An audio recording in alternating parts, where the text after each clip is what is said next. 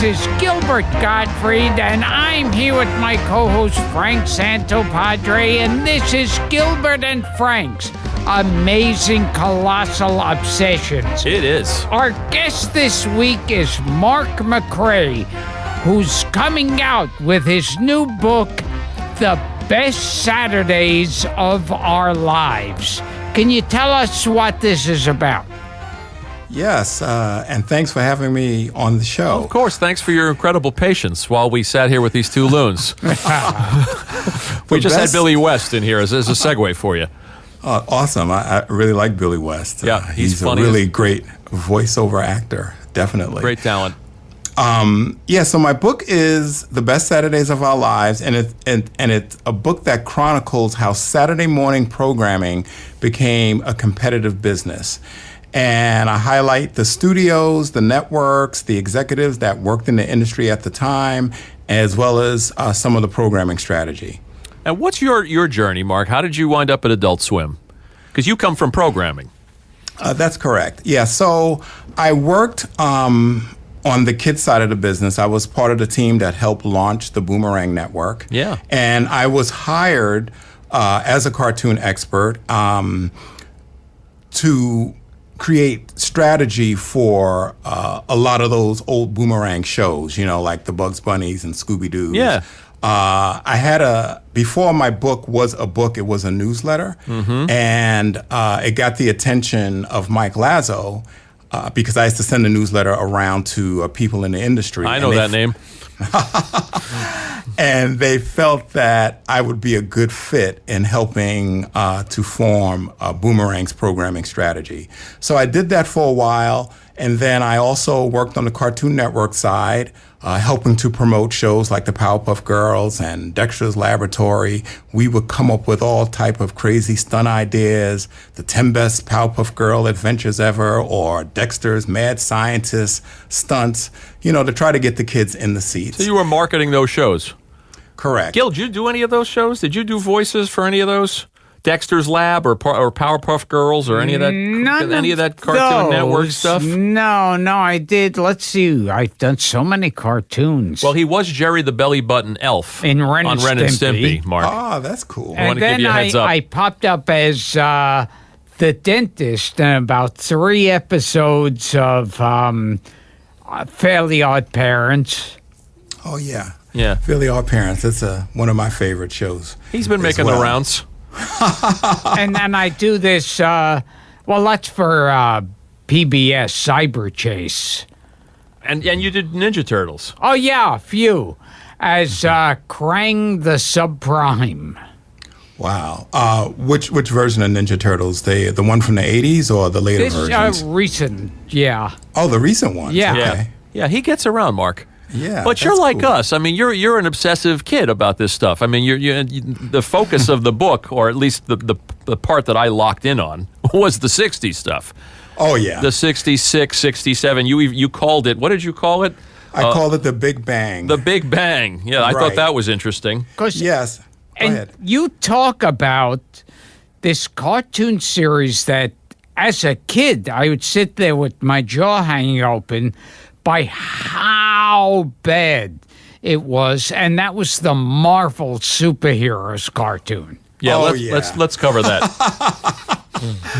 Yeah, so the Marvel Superheroes was done by a company called Grant Ray Lawrence, and it was a Canadian studio, and there wasn't a lot of money. They were only getting like $28,000 an episode to produce those cartoons, and the going rate in 1966 was like $45,000 an episode. Wow. So not a lot. But they were charming. They were very charming. And recently, there was a Silver Age Facebook page, and someone posted a poll about the Marvel superheroes versus some of the DC cartoons around the same era. And the poll wanted to know, which shows do you prefer? And the Marvel superheroes cartoons came out on top. So in spite of the limited animation, which was, very limited, the series did have, very good voice work and great background music. And a lot of the stories were adapted very accurately from the comic books. Because go ahead. I remember the animation there, there'd be a picture of the superhero, and they'd shake the picture around. When there was an explosion, Yeah. too. Yeah. Yeah, one time we were watching an episode at Cartoon Network, and someone walked by and said, "Wow, it doesn't even look like an actual animated series. It looks like an animatic that Right. is, you know, Right. storyboards that move with limited animation." But that was the method of Grant Ray Lawrence, you know, to make cartoons, I guess, the best that they could. On the cheap. Yeah. Well, the theme songs were great. They stay with you all these years later. Oh, yeah. Those I Jack love- Urbont, I think, is the guy, the composer. Here's Yeah. Bruce Banner turned into the Hulk. Yeah, they're great. Yeah. They really hold up. Yeah, the Iron Man song is one of my favorites. Yeah, you referenced it in the book. There's a YouTube video. I'll send it to you. There's this guy. I don't know if he's still with us, and the video may be a decade old. I don't know if Ned knows. I see Ned in the background there. A guy named Jack Urbont, Urbont, is the composer of those themes. New York guy, like us. Wow. Like that's all awesome. of us, but When still dining out. When Captain America swings his mighty shield. That's it. Throws, I think. Oh, throws his mighty shield. All that opposes shield my shield. That's it. That's it. Well, they trotted out this. Grant Ray Lawrence also did the Spider-Man series. Right. Also right. on the cheap, I might say. Right. But a much bigger budget because. Actual animation. Right. So I guess the difference between the Marvel superheroes and the Spider-Man production was one was syndicated, and Spider-Man, you know, actually got a budget from, you know, the ABC network. And then in '66, as I described, the Big Bang, you had the New Adventures of Superman start, and all of a sudden CBS is number one. Right. And it was a big game changer. And so the person who was working at ABC, the programming executive, was a guy named Ed Vane. Although I can't find any information on him. Interesting. Lou Scheimer, who ran Filmation Productions, told me that that's who he remembered, the executive, the programming executive over at ABC.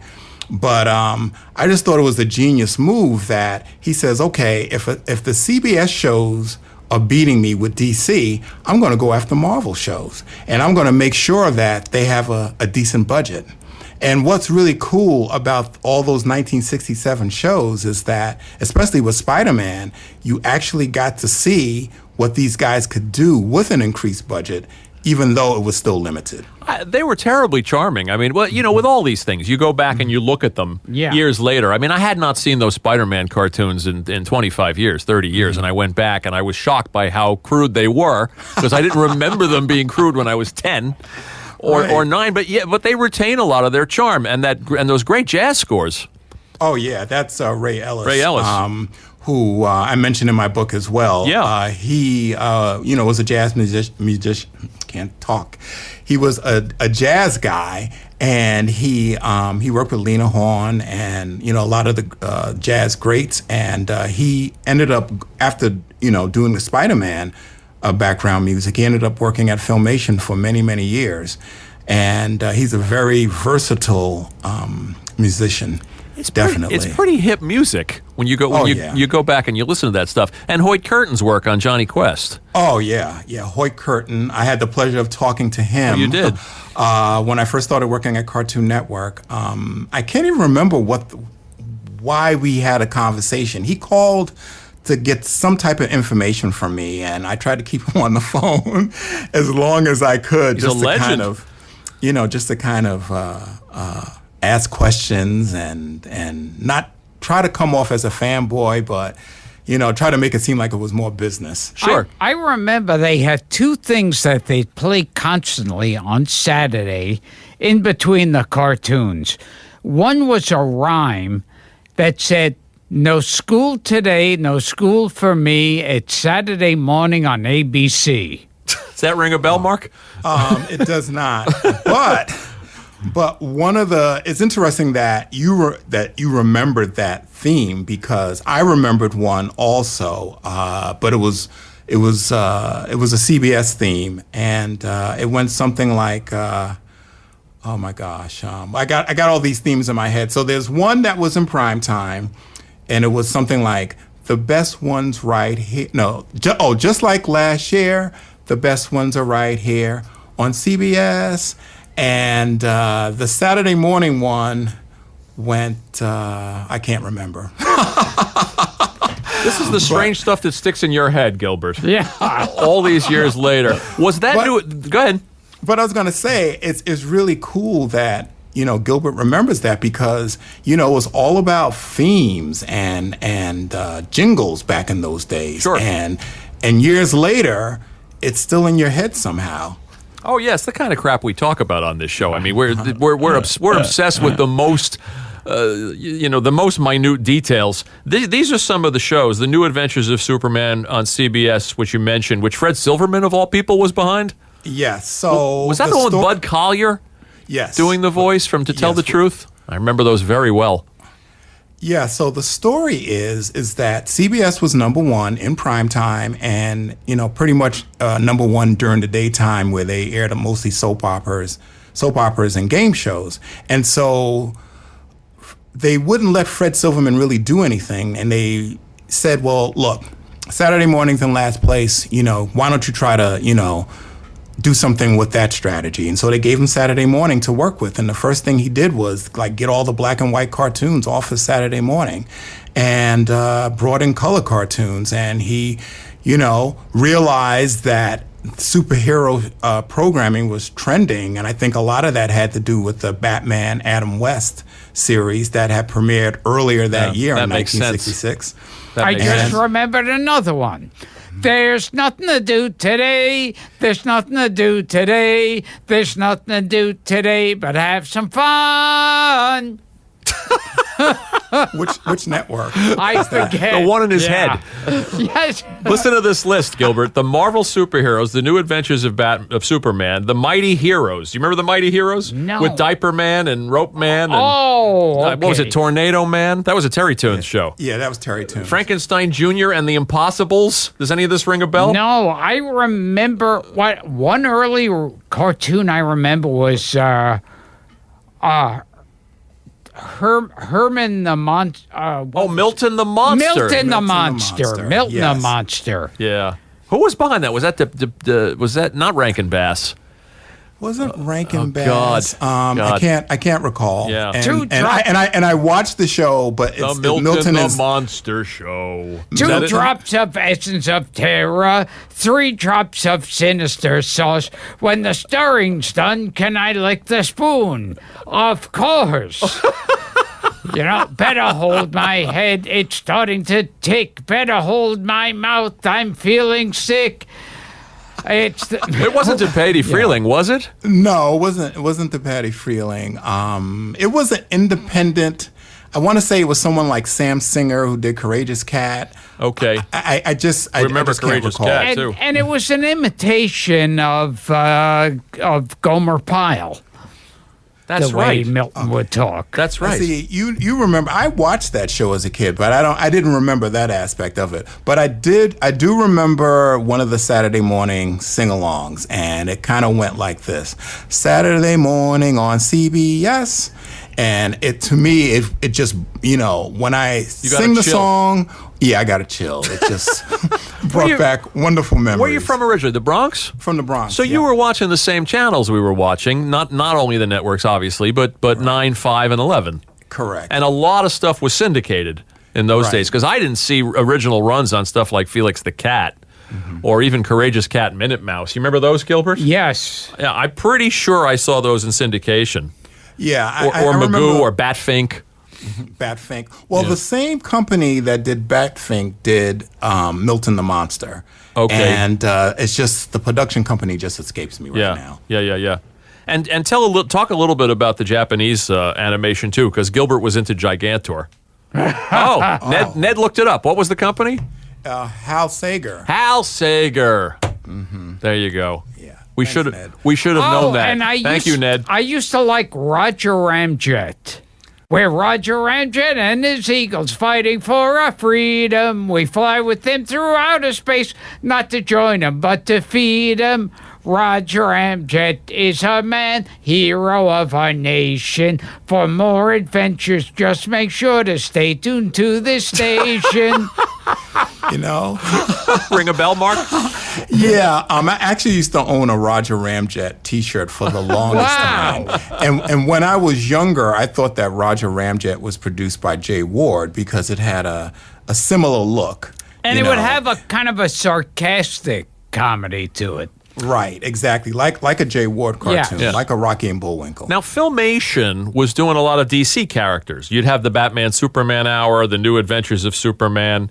By the way, Gilbert has been he's played, how do you say the character's name? Mischief Pickler. You know he played that? Oh, He was the voice No. of that in the Tim What? Daly Oh, Superman. Oh, yes, okay. yes. Yes, Wow. you're with royalty here, Mark. wow, that is awesome. Yeah. That is awesome. Yeah, so it's funny you bring up because I thought his pronunciation has changed so many times. Oh, I thought yeah. it was Mitzelplix. I know that was one. I never And- attempted it. And there was a Superman story that was written about 2 years ago, and they had all the different pronunciations of that character's name just as a reference, you know. Yeah, so not too many people have voiced that character. You must be like one of three Yes, or four. and I know I Michael did- J. Pollard do it. Oh, yeah? Yeah. And I did it in some recent cartoons. You brought it like- back. Yeah, it Yeah. might have been in those, whatchamacallit, those little figures. Legos. Legos. I think it Yeah. was some kind of Lego Superman or something. Oh, okay, right. Yeah, there have been some Lego specials featuring the DC characters. I remember what a big deal it was. You'd watch Aquaman and Superman, and when they would occasionally go, you'd get an extra Justice League character. You'd suddenly yeah. see a cartoon, and Adam was in it, or Yeah, or that- or the that was- Flash. Such a treat. Oh my gosh. So, that's one of the things that really stands out as far as my childhood goes. I turned on the television and I thought that I was watching just a regular Superman cartoons. And lo and behold, who shows up at the entire Justice League Justice League team. So that was my introduction to the DC universe. Yeah. Seeing those characters for the first Those time. Filmation shows with Ted Knight doing a lot of those voices. Oh, yeah. and as the narrator. Remember? I remember too. There was- Aquaman, Scourge of the Seven Yes, Seas. Yes. And I remember too, there was the Dick Tracy cartoon. Right. Oh yeah, those and disappeared. The voice of Dick Tracy was Everett Edward Sloan from Citizen Kane. Yeah. yeah. And- You're going way back. And Dick Tracy never did a thing in those commercials. He would always get the call and he'd go, "Okay, Chief, I'll be on it right away." And then they'd call up these made-up characters. Like jujitsu. Jiu-jitsu, yeah. And hypocalorie. And they would have like... Go. They would constantly be doing celebrity imitations. Yeah, Which yeah. they Well, that got was away the, with. That was the thing back then. Why was Hanna-Barbera doing all their own superheroes? Because Filmation had a lock on those DC characters, and Filmation had a lock on the DC characters, and according to Norm Prescott, there's an interview in my book. Norm Prescott was one of the Filmation guys. He felt that Hanna-Barbera's business strategy was to not buy existing properties. I see. And to create something brand new. Now, they did do the Fantastic Four That's in right. 1967. That's right. With and that great Ted Nichols music. Right, and it's a great adaptation of that comic book series, and I'm not sure if the network approached Hanna-Barbera to do it, or Hanna-Barbera is Sure. like, hey, we got to do at least one Marvel series. There's not a lot of information about how the Fantastic Four and Hanna-Barbera actually worked together, how that came about. But Well, I liked what they created. I liked the Herculoids and Space Ghost. I thought yeah, they and came Birdman. up and Birdman, which is all parodied years later. Right. But I love Right. that stuff. yeah, like Space Ghost. Dino Boy. Oh, and Dino Boy, right. Oh, and I remember there was the King Kong cartoon. I think that was yeah. Japanese. Right. It No, may have been, but I remember the theme song. King Kong, you know the name of King Kong. You know the fame of King Kong. 10 times as big as a man. Ringing any bells, Mark? Oh, I remember that show. And I sort of remember the theme song. I thought the theme song was, as Gilbert just sung, very adult for a kid's show. It was a little dramatic.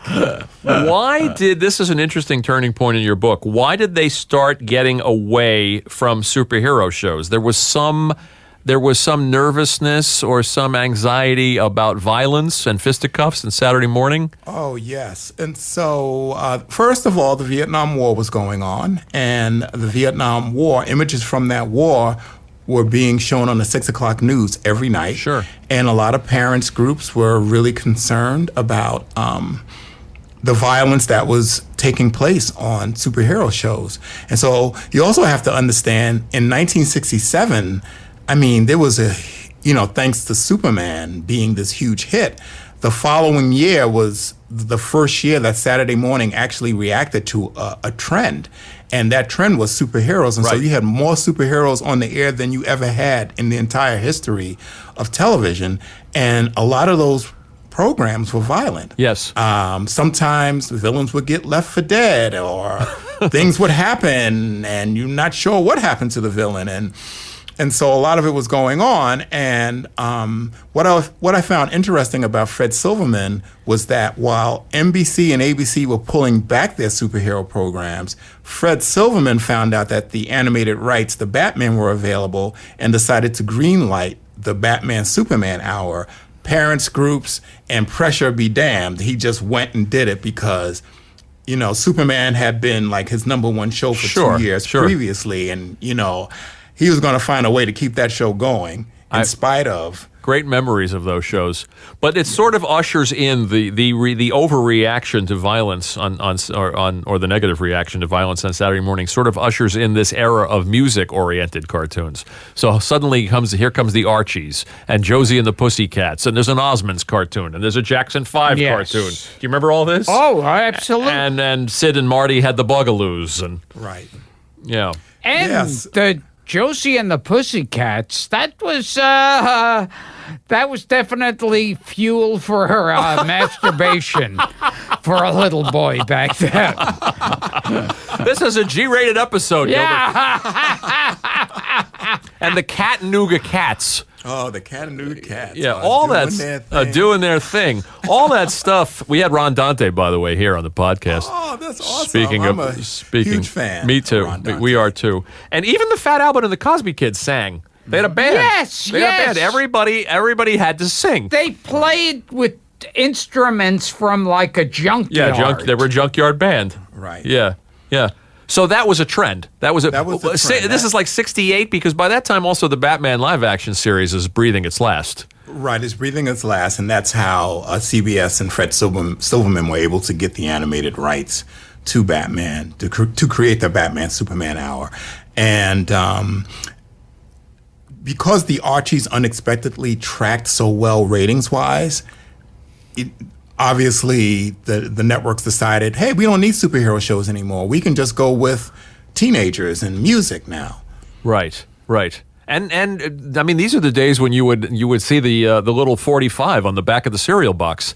I remember Sugar with the Archies being on the back of I guess it was Alpha-Bits. I want to say it was Alpha-Bits or Honeycomb or something. I remember that. And I think if you Google it, you could still see it. You could also it's not a cross-promotion. You could also get those records on the page of a magazine. That's true, too, in those days. Yeah, my... So that's a long-gone memory.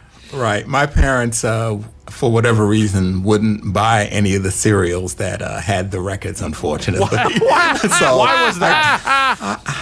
I'm not exactly sure. If it was on the back of a cereal that we didn't necessarily eat on a regular basis, I just think that, my mom just didn't want to spend extra for whatever that cereal was, because there have been times when she has tried out different cereals, and either I liked it or I didn't, or my brother didn't like it, and she's see, like, never again. If you had So- it today, it would be worth money. Oh, yeah, I know. Oh, I wish. On the subject of HB, let's talk a little bit about the Flintstones. Because you mentioned them in your book, which I don't remember the Flintstones on Saturday mornings. I remember the Flintstones in prime time. Yes. Right. Yeah. So Yeah. the Flintstones were in prime time, but once the show ended, it sort of graduated to Saturday morning. And so it would be rerun on NBC during the Saturday morning years. We get and it. then, Yeah, and go- then, the ratings must have been pretty good. They must have been. because next thing you know, in 1971, they are greenlighting, the Pebbles and Bam Bam show. Right. Yeah, there was the Flintstones feature. Right. Yeah. The Man called Flintstone. Oh, that's right. Yeah. Cashing in on the whole secret agent craze. Yeah. Right. Yeah, Right. yeah. And Ted Nichols, who I interview in my book, he retained some of the musical rights for that movie. And he said one day he got a check for like $6 or something like that, But while the whole time he was working at Hanna-Barbera, which was about 10 years, he said that, he didn't have rights to a lot of the music that he composed, unfortunately. But somehow, with this feature film featuring the Flintstones, he managed to, retain the rights for it. Those theme songs, and we talk about this show, we lament the loss of like commercial jingles. Yes. And TV theme songs. We had the director James Burrows here the other day. We're talking about how you don't hear a sitcom theme like Taxi or Cheers, or because they want to get that extra 26 seconds to give it away to a commercial. And now, when They want to sell it. when one show ends, Yeah. you see at the bottom of the screen, Yeah, they go right the into credits going really quick, and on top of the screen, the other show's beginning. Because they can, right, that's right. Because they realize people have a very limited attention Yeah. span. But you go back and listen to those, and I should know the composers of both the Jetsons theme and the Flintstones theme, but Right. they're as great as ever. Right. Yeah. So, And so I agree part with of you. the success of those shows. Right. So, in the old days of television, the open actually was the thing that would sell the viewer to watch. Imagine that.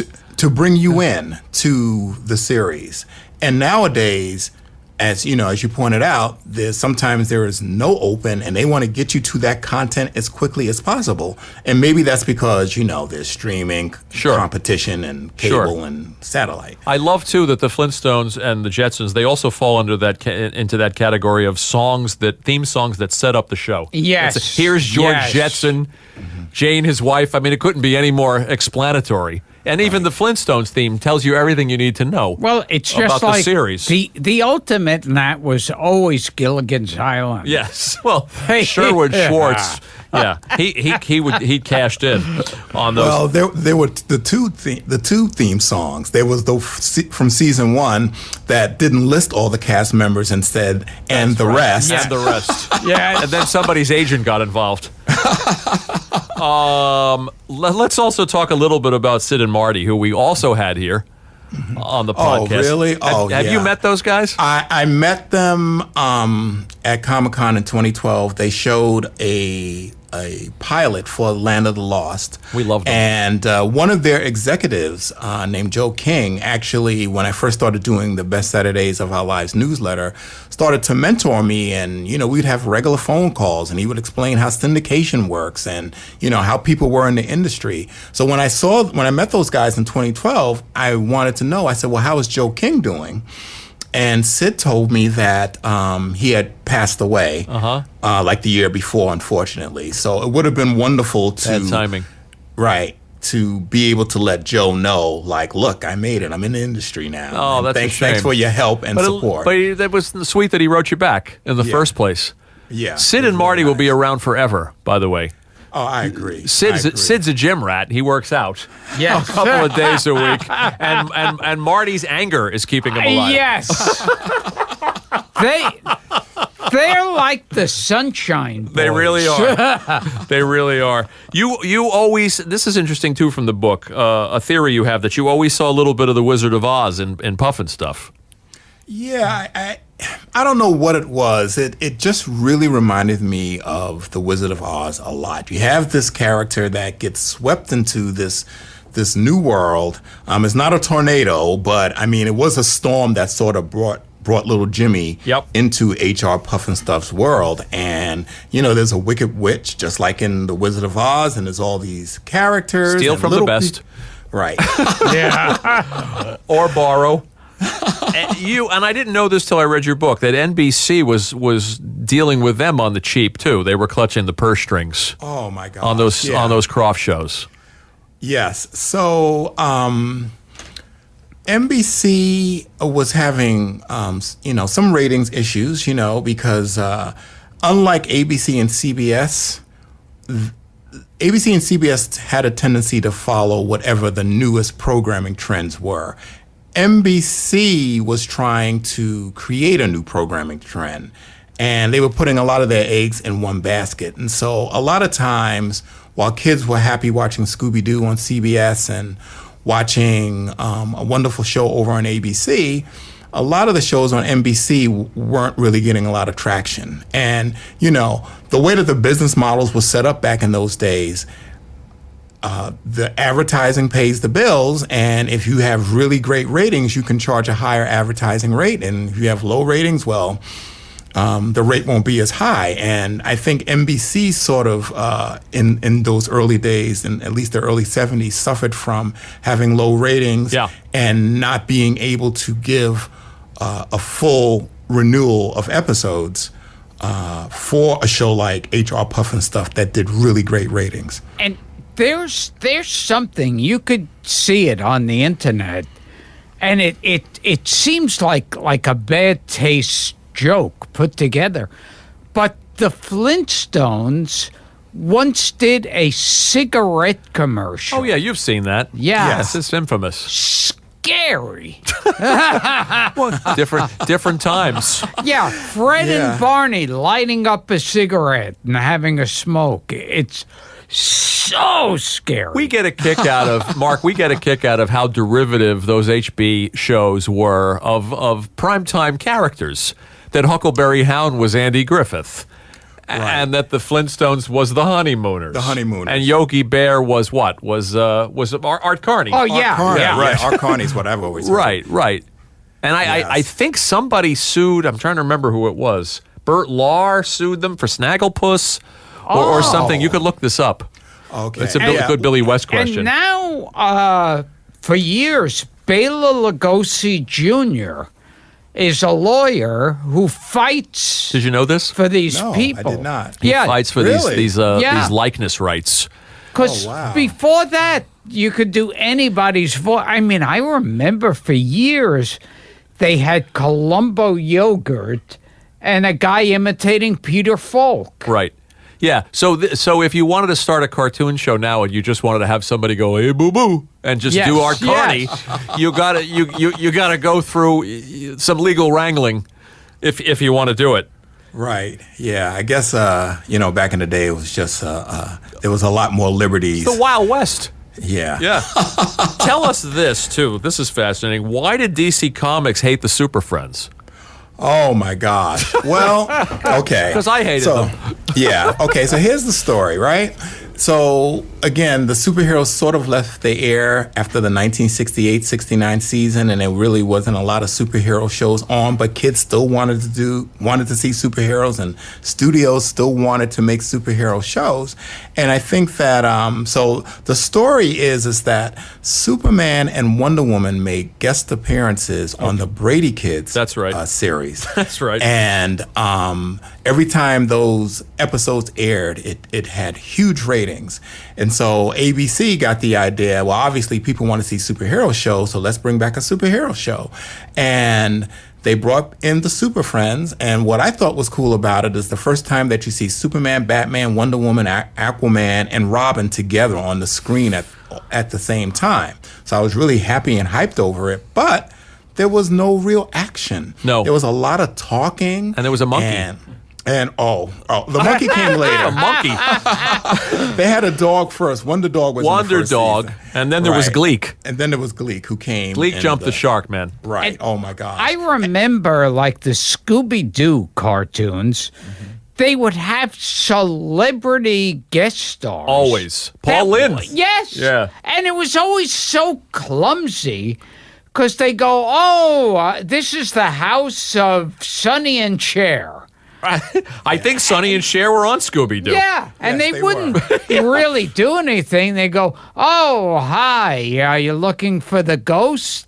Yeah, we are. And that would be it. It's like, I have a theory behind that Yeah. as well. So a lot of the guest stars on the new Scooby-Doo movies, they had some type of contract or association with CBS. Oh, So, okay. so Sonny I and Cher see. had their primetime series. Sandy Duncan had a contract with CBS. Sure. And there were others. And I think they just tied those contracts in with, hey, you guys, want to do some voices, or we're going to make you do voices. I'm not exactly sure how it got negotiated, but And they suddenly had to show up on the Scooby-Doo show. right.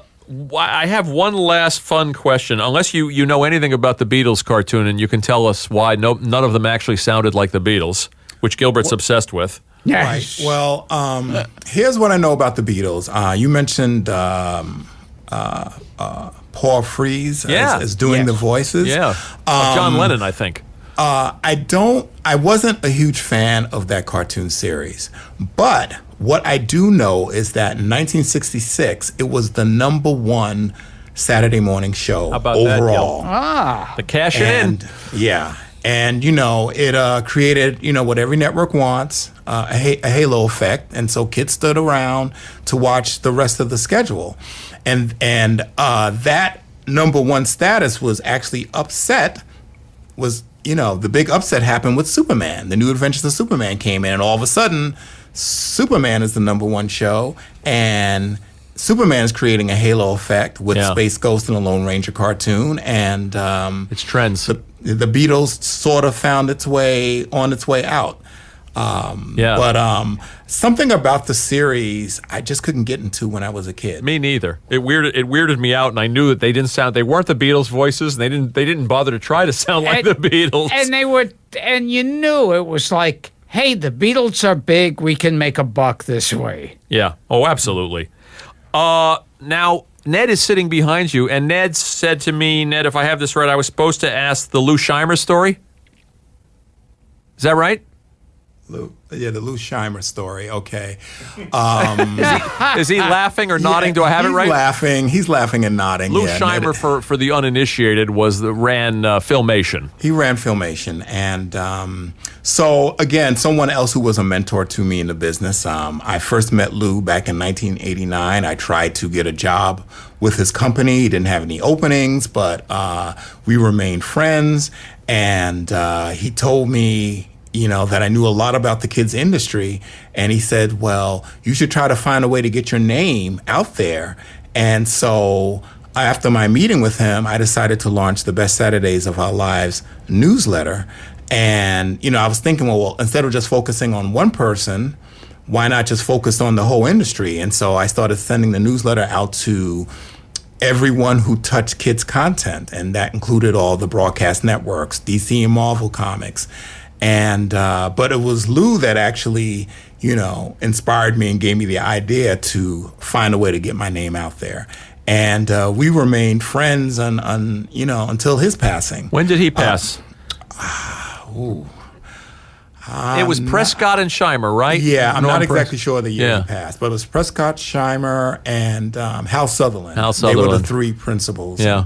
And there's conversations with all three of them in my book. That's and, great. And Hal Sutherland was so funny. I had one phone conversation with him, and they were always talking about the competition between Filmation and Hanna-Barbera, and he would always say, yes, Hanna-Barbera had deep pockets, and he would just repeat that over and over again, and I thought it was so funny.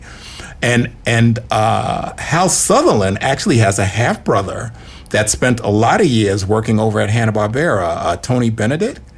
Have you ever heard that name? No, I haven't. Yeah, well, Tony was one of the original guys that, when Hanna-Barbera started their television production, Tony was there. And I think he left Hanna-Barbera about 1966, 67. And we're friends on Facebook, and he had published a letter from Hal Sutherland. And I sent him a message. I said, "Oh yeah," I said, I have talked to Hal on the phone, and he's mentioned in my book." And that's when Tony revealed that they were half brothers. That's cool.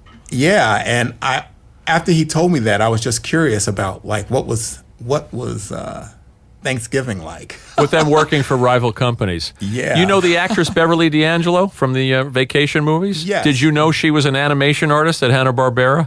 No way. When she was like 19 or 20 years old? It's true. Wow, that's you can learn crazy. about that on this very podcast. Okay, yeah, I need to check that out. And was there anything more desperate than when Fred Flintstone made friends with The Great Gazoo. Yeah, yeah. Harvey Korman.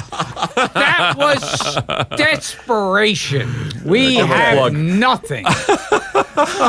Well, there's debates about when the Flintstones jumped the shark. Some people say jumped the shark with Kazoo. Some folks say they jumped the shark when Pebbles and Bam Bam showed up. Oh, both of them were pretty horrible. All right, last question before we plug the book and let you out of here, Mark. And because you're an expert, what do you think Sid and Marty were on? We have our own theories. Hey, they listen to your podcast, right? They were on it. No, Yeah, they were on it, we okay. doubt very much that they're listening. Okay. I think those guys were smoking a lot of weed. If I had to guess. There you go. From the expert's mouth. So this has been Gilbert and Frank's amazing colossal obsessions, and the book is The Best Saturdays of Our Lives, Mark McCrae. Mark, you're one of us. You're crazy. You're obsessed with the same minutia. God help you. You're perfect guest for this show, so we thank you and we thank Ned. Thank you. Thanks for having me as a guest, and I have to thank Ned too for connecting me with you guys. It's just been an awesome time talking about Saturday morning. I'm glad. Thank the great you. Ned Hastings and Casper Kelly. We thank you guys, and we'll get the word out about the book. All right, awesome. Thank you. Take care, guys. All right, you too.